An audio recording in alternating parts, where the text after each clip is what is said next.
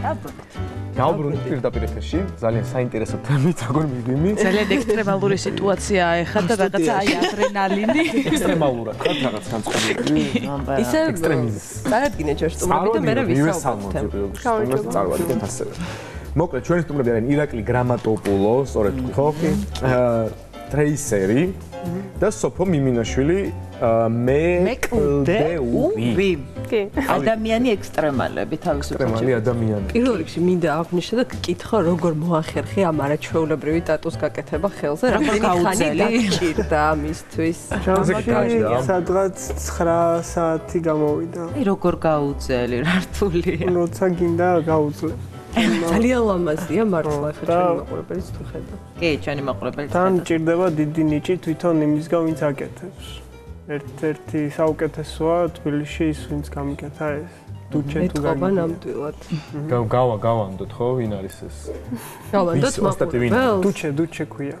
დუჩე? დუჩე. მეორეჯერ ეს უკითხე მუსოლინის სახელი რა ნიშნა. დუჩე, ხომ მოვიწიოთ ერთხელ სტუდიაში მომენატრა ახალი ტატუ. აბა ნუ ხო გახენ ტატუ გინდათ მიდით მაგას. ტატუებს რო თავი დავანებოთ, გადავიდეთ. ესე პირდაპირ. ხო, იმ ექსტრემალურ სიტუაციებზე და პროფესია გაქვთ ზოგადად ისეთი არჩეული, სულ ადრენალინის ქვეშ ხართ, რატომ გადაწყვიტეთ ზოგადად რომ დაუფლებოდეთ, როგორც ვიცი, თოკზე დადიხართ, კლდეზე ცოცავთ. რაღაცა ანუ ისე იწყება რა თავიდან, მე ბავშვობიდან ანუ ცოცავ და აქტიური სპორტით ვარ დაკავებული და თანდათან მე უკვე რა სხვადასხვა სახეობებს მიადგები ხოლმე, როცა ერთი ცოტა შედარებით შეიძლება მოგგვეძებს. ბავშვობიდან აი რამდენი წლიდან მაინც? 13 წლიდან დაახლოებით 12-13 წლიდან. და რა იყო ის პირველი რაც პირველი იყო მოკიდა ხელი ასე თქვა. ანუ ცოცვა იყო, დავიწყეთ ცოცვა, რაც ჟურნალში ვნახე ხელოვნური კედელი და ძალიან მომეწონა.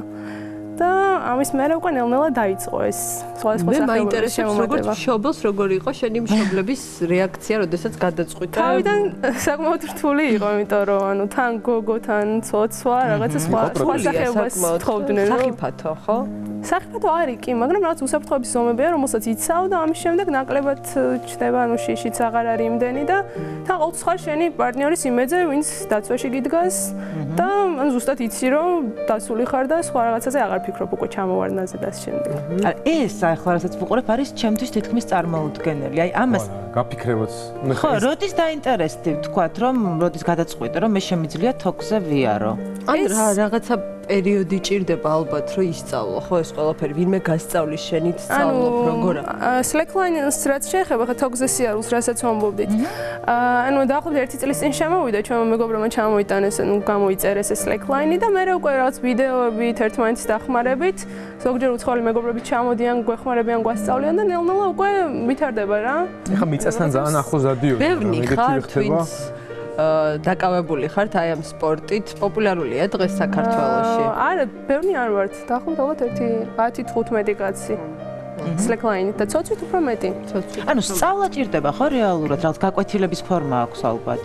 კი, რეგულარული ვარჯიშები. რეგულარული ვარჯიში. ერთად პრაქტიკა. ყველაფერი პრაქტიკა. ყოველდღიური ვარჯიში შეიძლება ესე ითქვას, ყოველდღე დავუშვათ ცოცავ სადმე კლდეზე ან კედელზე ან თუნდაც აი თოქზე სიარულს ყოველდღე რეპეტიციობ თუ არ ჭირდება. შესაბამისი დასვენებებით, რომ არ გადაიწვა, არ გადაიღალო რა. ესე თითქმის ყოველდღე რა. სხვადასხვა სახეობებს ვურავთ ხოლმე, მაგალითად ერთ დღეს რო ცოცავთ, მეორე დღეს Slackline გვაქვს ან რაღაც ეგრე. სად ვარჯიშობთ? რამოდენიმეა თბილისში მე ვიცი ხო? აი ასეთი ცენტრები. კლუბები არის კი რამდენიმე მე მგონი ხელოვნური კედელი. ჭადრაკის სასახლეში. კი, ჭადრაკის სასახლეში ერთი არის მანეში ვაკეში, ერთი ბაგებში არის სკოლაში და ეს კლუბი 71 იყო, ხა რაც ვიდეოში იყო. რას განიცდით ამ დროს? ჩემთვის არის ძალიან საინტერესო და აი რაც უფრო დრო გადის, აი ეს ხომ არ ნელდება ეს განცდები და ხო არ გიჩნდებათ რაღაცა ახალის დამატების სურვილი. ახალი სწავლის. რაღაც ის დიდი სიამოვნება, რაღაც მიზნის მიღწევის, როცა რაღაც გამოგდის. გუშინ ირაკლიმ სალტო დასვა მაგალითად. ხო და რაღაც არის კი და როცა რაღაც შედარებით ნელდება ხოლმე რაღაც ახალ სპორტს ვეძებ. არის ერთგვარი ჯანსაღი ცხოვრების წესი? კი, ნამდვილად. თავის მხრივ რაღაც დისციპლინაა, რომ ყოველდღე გახვიდე ივარჯიშო, განავითარო შენი თავი, ახალი ლეთები ისწავლო და სულ აი განვითარებას განიცდი შენი ტვინი ორგანიზმი ყველაფერი დისციპლინა დიდი რა გუშინ რა გააკეთე სალტოზე ზედვე თოგზე უკანა სალტოთი ავხდი და დავხდი თოგზე ხო მართლა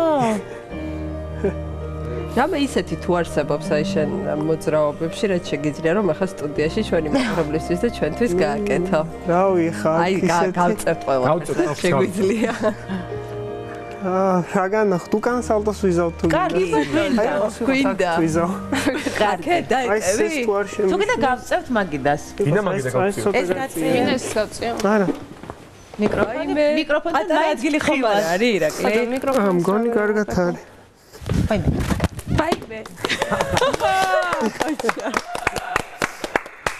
არ მოხდენია ცოტა გაუხურებელზე ცოტა ძნელია მაგრამ რას ნიშნავს გახურება რას აკეთებ ანუ რომ ცოტა რომ ისე იყო რა წაივარჯიშო გაირბინო რაღაცა ანუ აი დილა იწყება და იწყება თქვენ აი ეს ვარჯიში კი რამდენი უნდა ივარჯიშო რომ ადგილზე უცბად ახტე და გადატრიალო ან მაგალითად აი ხელებზე დადგომა დადგები ახლა უცბად მაგიტაზე აქედან ხარის ყარ დავაჭი თუ გამიძლებს კი გაძლევია საკმაოდ ვაიმე ეს ფაქტია რომ არის ძალიან ბევრი ვარჯიში შედეგი ნამდვილად ვაიმე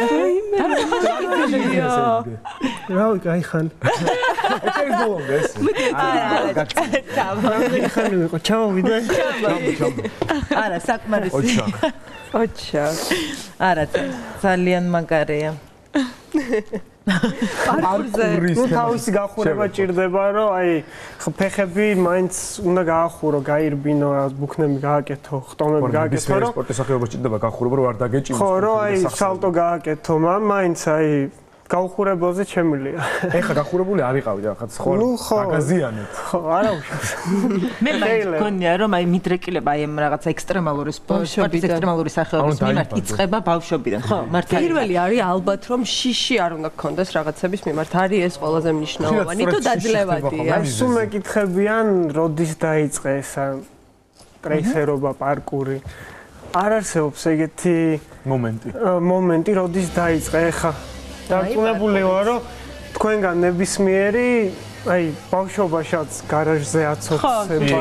და გადმოხტომა და უბრალოდ მე ის ბავშვი ჩემში არ ჩავკალი რა დავტოვე ის ინტერესი რაც ქონდა რომ ხტომები სალტოები გერგვარი პიტერ პენის სინდრომი ხო არ არის ეს შეიძლება არის აი გააზრებულად დატოვე შენში ეს ყველაფერი თუ როგორ მოხდა იმიტომ რომ როდესაც იზრდები აი მეც ძალიან აქტიური ბავშვი ვიყავი მართლა სულ ხეებს და დავცოცავდი მაგრამ აი როდესაც იზრდები გააზრებულად მე გეწყება შიშები აი ამ ყველაფრის მიმართ აი როგორ მოახერხე ის რომ არ გძლია შიშმა რავი აი ეგეც თავის გვარ დისციპლინაა რომ აი შენში როცა რამე შიშს დაძლებ აი მაგალითად გუში რაც ვქენი რა ზედვე თოგზე გაკეთება დიდი შიში იმიტომ ბევრჯერ დავიცი და აი აქაც აი მეტყობა დაცემის სანამ გააკეთებდი არის ბევრჯერ ეცემი მაგრამ აი დაცემაც უნდა იცოდე მაგრამ ნუ ეს შიშს რო დაძლევ იმ ხელა ძალას გაძლევ შინაგანა და ეს ერთი ნაბიჯია წინ რო კიდევ მიდიხარ შენ მიზნამდე უფრო ახლოს ხარ. ანუ შიშის მომენტი სულ ხრება, აი როდესაც თუნდაც აი პარკურით ხარ დაკავებული, ან როდესაც თოგზე დადიხარ, არ გეშინია? ანუ არის რაღაც მომენტები. თუ აი აკონტროლებ შიშის რა ფსიქოლოგიური მომზადება. სულ რაღაც ებრძვით თქო შენ თავს, რომ გადალახო და თუ გადალახე, ნუ უდიდესი სიამოვნება, აი ეგ ზუსტად ეგ მომენტი, როცა გადალახავ ამ მომენტს. ზოგჯერ არის ხოლმე რომ უკვე იმდენად შეეჩვევი, რომ ანუ აღარც გეშინია და მაშინ ალბათ უფრო ისეთი სირთულეების ზებნას იწყებ, რომ საფრთხეების გაგებით ბავშვებს მე ეს რჩევები, იმიტომ რომ მე ბევრი ბავშვი ვიცი, რომელიც აი ყოველგვარი წესების დარღვევით რაღაცა. მე ამ ვიდეოებს რო ვუყურებ, უკვე მჯერა რომ სპაიდერმენი არსებობს. და ზოგ შემთხვევაში საკმაოდ ცუდად თავდება ხოლმე. მე მხოლია გადაჩენილ სტუმრად მოზარდი რომ ძირთად ბავშვები ვინც ვარჯიშობენ, აი ხა ვისაც მოსწონთ ეს იწყებენ პარკურზე ვარჯიშს, მე ურჩევ რომ მოვიდნენ ჩვენთან ერთად ივარჯიშონ, ჩვენ ვასწავლით რაღაცებს, ძირთადად აი სწორად. ხო ანუ აი შენ როცა დაიწყე, შენ თვითონ ვარჯიშობდი, ანუ არავინ არ ყავდა მასწავლებელი შეიძლება ცუდად თქვა, მაგრამ ადამიანი პროფესიონალი, რომელიც აკონტროლებდა და გასწავლიდა რაღაც დეტალებს, რაც აუცილებელია რომ იცოდე. აი ყოველთვის აი ერთმანეთს ურჩევთ რა. აი მეგობრები ვინც ვართ, ვინც ერთად ვარჯიშობთ, ყოველთვის ერთმანეთს ვეუბნებით, რომ აი შენ ეს გაკლია, ეს ამას არასწორად აკეთებ. თან გვერდიდან რო გაკვირდება ვიღაცა, ის ხედავს უკვე რა შეცდომა გაქვს. შენ შეიძლება ვერ ხვდებოდე მაგას. და აი მაგითი ეხმარებით ერთმანეთს, აი ხანდახან უდგებით ერთმანეთს, აი ასე ვთქვათ, სტრახოვკაზე, როგორც იძახიან, რომ დაზღვევაზე, რომ ანუ თუნდაც აი უბრალო უკანასალტოზე ორი კაცი დაგიდგება, დაგატრიალებენ, დახტები, რომ ისწავლო ეგრე რა, ყოველთვის არცელს სად იკრიბებით ხოლმე? ძირითადად ეხა ვიკრიბებით მზიურში, გაგვიშენეს პარკურ პარკი. სხვადასხვა დედაენის ბაღშიც არის თუ არ ვცდები? დედაენის აი სკეიტ პარკი. არის სრულფასოვანი ინფრასტრუქტურა თქვენთვის თუ აკლია რაღაცეები? არა, ბევრჯერ ეხა მქონდა შეტანილი კიდევ მანამდე რაც პროექტებს რო აკეთებდნენ და იმას ზუარი გვითხრეს და რავი ვის ეხება უშუალოდ ეს საკითხი? როგორ? ვის ეხება უშუალოდ? სპორტის ახალგაზრდული საქმეების სამინისტრო. სპორტის და რავი მერიას მერიას რო დაგვითმონ ადგილი, მაგალითად რაღაც პატარა ადგილი, რომ იქ შევძლოთ რაღაც გაკეთება ან თვითონ იმათმა გაგვიკეთონ.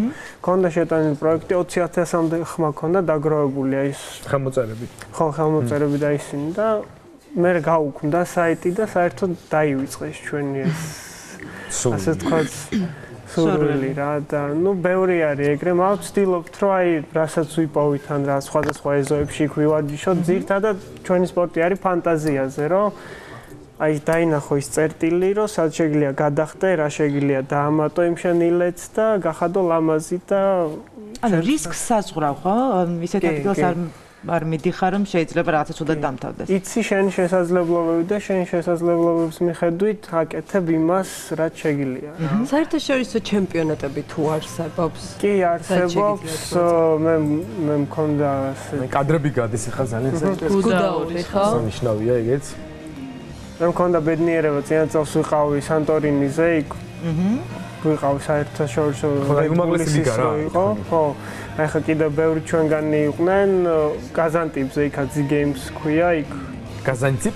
ხო, იქ იყვნენ ჩასულები და ნუ აი ჩვენც ვატარებთ ხოლმე ხან აქ თბილისში წინა წელს ბათუმში ჩაატარეს მე ვერ ვიყავი წასული ნუ სუტარდება რა შეჯიბრებები და ბევრია მონაწილე აი ეს ან გოგოები თუ არიან პარკურ გოგოები შიკებით როგორ რამოდენიმე 1-2 მაგრამ არის საქართველოს რა დონეზეა ამ სპორტში, როდესაც მიდიხარ საერთაშორისო მაღალ დონეზეა, მაგრამ ერთი ის არის ცუდი რომ არ აქცევენ ყურადღებას. აი ხა ბევრი Red Bull-ის ათლეტი იყო ჩვენთან ჩამოსული, ბევრი რა ორნე იყვნენ, მაგრამ მაინც კაია.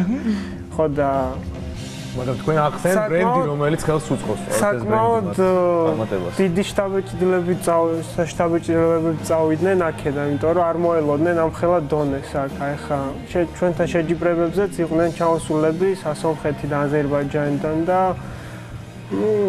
კი გაგვიწიეს კონკურენცია, მაგრამ ყავს ჩვენც ძალიან მაგარი ძლიერი ათლეტები და სპორტსმენები. ეს თქვენი პროფესიაა, ხო? ძირითადი პროფესია, რომელსაც პროფესიას ვერ დავარქვე. ჰობია ის რაც მოგწონს აკეთებ და თუმცა ჰობი რომელიც ცხოვრების წესად იქცა, ხო? წესია უფრო ალბათ. მე მაინტერესებს ყველაზე ექსტრემალური რას გაგიკეთებია შენ? რავი, ექსტრემალურს, ანუ ამ ბოლო დროს რაც იყო არ ვიცი, ყველაზე მეტი ადრენალინი. ჰაილაინი იყო ჩემთვის ყველა ამ ბოლო დროს ყველაზე ამაღელებელი მომენტი რაც მახსოვს, ანუ სიმაღლეზე სიარული არის თოქზე. აი ეგ მაინტერესებდა დასაწყისში, წეგან მიწასთან ახლოს ანუ დადიოდი. ხო, რამოდენიმე სტილი არის. არის ეს სახტუნო, როდესაც ტრიუკებს აკეთებ, არის უბრალოდ რომ დადიხარ მანძილზე და არის კიდე თქვა წყალზე დადიხარ, დაცვის გარეშე და დაცვით, ანუ საცოცი კამერით, ანუ თოკებით დადიხარ მაღალ სიმაღლეზე, მოკლედ. ამ მაღალ სიმაღლეზე უკვე იმის გარდა რომ უნდა გაიარო, აქ შეიძლება დაბალ სიმაღლეს ჩაოლებრო დადიოდე, მაღლა რომ დადიხარ, უკვე მოწყვეტის მომენტი არის, უფრო ექსტრემალურია ვიდრე ცოცვაში მოწყვეტის მომენტი, იმიტომ რომ არა, მე ჯერჯერობით არ გამივლია და ნუ ის მიზნად მაქვს ამ სეზონზე, როგორმე მოვახერხო და ეგ იყო ჩემს ყველაზე ამაღელებელი ამ ბოლო დროს, ანუ ამ სპორტებიდან გამომდინარე. ისე რომ ცოცვაშიც ბევრი მომენტია ისეთი მოწყვეტის, შიშის და რაღაცა, როდესაც პარკურში მაინტერესებს არსებობს თუ არა ისეთი ილეთი, აი ყველაზე რთული, რაც გინდათ რომ გააკეთოთ და ჯერ არ გაგიკეთები. ბევრი კი, ძალიან ბევრია და ყოველს არის რაღაც მაგის წინა ეტაპი, რომ ჯერ უნდა იმას მიაღწიო, რომ კონდეს უკვე შენ თავშავ დარწმუნებული იყო, რომ ანუ არ გაქვს უფლება რაღაცა თუ არ გაქვს ფიზიკური მგზავრობა, რომ რაღაცა რთულს შეეჭიდო, ხო, ეტაპობრივად უნდა მოხდეს. ძალიან დაზიანდება. თან თუ გადარჩენის მე ჩემ თავზე მაგავსტილი ასე რომ მოგვიყევი რაღაც ესეთი გააკეთე, რომელმაც შემდეგ დაზიანება გამოიწვია. რისაც არ ვიყავი მზად და მე მგონა გავაკეთებდი და ძალიან ისე ცუდი არაფერი არ დამემართა, ტვინის შერყევა იყო, მაგრამ მაინც არ ღირს. მიუხედავად აი ამ თქვა შეიძლება ტვინის შერყევა დაგემართოს, შეიძლება რაღაცა პრობლემა შეგექმნას, ხო? მაინც ანუ აი შიში არ ჩნდება და გამოჯამრთელებისთანავე აი ხა მაგის მერე სადღაც 2 თვე ცოტა ისე ვიყავი, რომ მოდი შევწყვიტავ თქო რაღაც, მაგრამ ვერანებე. ის რაც გინდა იმას აკეთებ. თქვენ გაგეკეთებიათ რამე ესეთი ექსტრემალური? ხო, ვიხსენებ და არა, ბავშვობაში გარაჟზე ვარ. აი გარაჟიდან გადმოვარდი. შენი ბავშვობის ოცნება არის პარაპლანი. ხო, მაგრამ ეგეთი ექსტრემალური არ არის. ჩემთვის არის. სპიკი ჩვენი მეგობარი დაფრინავს. მეგობარი აზერბაიჯანიდან. არა, პარაშუტით კი. პარაპლანი საქართველოშიც არის. პარაპლანი ვიცი რა არის. პარაშუტიდან გადმოხდომა ძალიან მაღალი. პარაშუტიდან სომხეთშიც არის, აზერბაიჯანშიც ხო, არის. წახვიდე და ჩემი მეუღლე ოცნებობს ამაზე. მაგრამ ანუ ის არის, რა ქვია. ცოტა უსაფრთხოების ზონებზე რაღაც ცოტა ცუდი გამოცდილება ქონდა. არის რაღაც უბრალოდ პრეცედენტები? კი და რა ცოტა შერჩევა უნდა. როგორ? პარაპლანს არის, პარაშუტს ანუ რამდენად უსაფრთხოა ჩვენთან, იმიტომ რომ გვინდა რომ სადაც ჩვენ მეგობრები ვინც არის ინსტრუქტორები, ანუ მე 100%-ით ვენდობ, მაგრამ მიფრენია მათთან ერთად, ანუ ტანდემში და შემიძლია დაგარწმუნოთ, რომ თავისი საქმე იციან. ანუ თავმა შემიძლია მივიმართოთ. აი ქეთი ფიქრობს რომ კი ძალიან. ჩაჭედეთ ხელი და მიგზავნე. პარაპლანზე აუცილებლად. თქვენი მიზნები მაინტერესებს. ერთი გავიგე რომ ამ სეზონზე აპირებ რომ აი ჰაილაინის შიში დავძლიო და გავიარო. შიში. კიდევ რას აი მაქსიმუმი, პროგრამა მაქსიმუმი, რასაც აპირებთ რომ ამ თქვენს ჰობში განახორციელოთ. წელს ანუ ისევ ტარდება გერგეთითი შეჯიბრი რო იყო შაშან რედბულის. შაშან საკმაოდ ისე წარუმატებლად გამოვედი, ანუ არ მქონდა კარგი შედეგი და წელს ვფიქრობ რომ გამომჯობესა და მომემზადო ამისთვის, ანუ არ ვიყავი მზად შაშან. და წელს მინდა რომ რაღაც მაქსიმალური შედეგი ვაჩვენო ჩემი. მირაკელი შენ შემთხვევაში. აი მეც ვაპირებ გამოსვლას, თან ახლა ვიყავ Wings for Life რო ჩატარდა თუ იცით. ძალიან კარგადაც ვერ ვირბინა, 25 კილომეტრი ვირბინა. და ვანვითარებ ხა აი ჩემ ვისაუბრეთ. გამძლეობას და ძალას ვანვითარებ, ასე ვთქვათ რა. აპგრეიდდები. ხო რა, ცდილობ რომ ისო განვითარდე რა, ყოველთვის ეგ არის რომ უკეთესი და უკეთესი გახდე, რომ ერთ ადგილას არ იყო რა. სულ მუშაობ თქვენს თავზე მე როგორც მივხვდი, ხო? წარმატებებს გისურვებ. სიცოცხლე მოძრაობაში. გისურვებთ იმ მიზნების მიღწევაში, რომელიც ახლო მომავალში გაქვთ, ჯერჯერობით დასახული, როგორც მივხვდი, შორ მიზნებზე ჯერ არ არის საუბარი. გისურვებთ, რომ წარმატებას მიაღწიოთ. ძალიან დიდ მადლობას გიხდით ჩვენთან მოსვლის. ჩვენი გადაცემა დასრულდა. დიდი მადლობა, რომ 2 საათის განმავლობაში იყავით ჩვენთან ერთად. ხვალ რა თქმა უნდა 12 საათზე კვლავ პირდაპირ ეთერში დავუბრუნდებით, ასე რომ ხალამდე. ხალამდე. შემოგვიერთდება ლიტერატურაზეც ვისაუბრებთ. ნახვამდის.